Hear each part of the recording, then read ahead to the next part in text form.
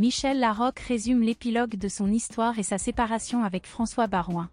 Le couple, uni depuis 2008, a pris la décision de mettre un terme à leur idylle en ce début d'année 2023, après 15 années de relation. Bien que la comédienne ait dû naturellement faire face au processus de deuil lié à cette rupture amoureuse, elle affirme néanmoins que cette situation n'est pas nécessairement empreinte de tristesse. Dans une interview accordée à Paris Match ce jeudi 3 août, Michel Larocque exprime que cette rupture peut également être perçue comme une opportunité de nouveau départ et d'épanouissement individuel. Elle confie que le traumatisme de l'abandon aurait été difficile à supporter si elle l'avait gardé en elle. Cependant, elle a réussi à régler cette problématique, ce qui lui permet de trouver un sentiment d'apaisement malgré la séparation. Ainsi, elle maintient une relation empreinte de tendresse envers celui qu'elle a aimé pendant 15 ans, car une page s'est tournée dans leur histoire, avec une approche philosophique. Elle garde précieusement de leur amour les bons souvenirs, et cela lui permet d'entretenir une relation affectueuse même après la séparation.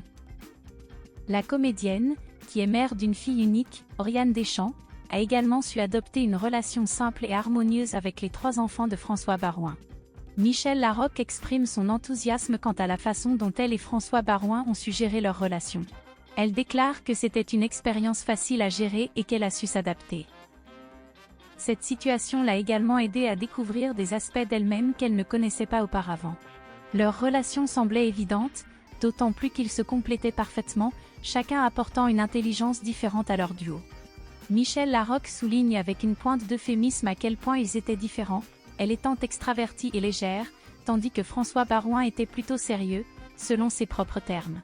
Avec perspicacité, Michel Larocque analyse leur parcours en déclarant « La vie nous a guidés dans une direction commune, puis elle nous a poussés vers des voies différentes. Il est essentiel d'accepter cela. » Malgré cette séparation, son regard envers François demeure inchangé.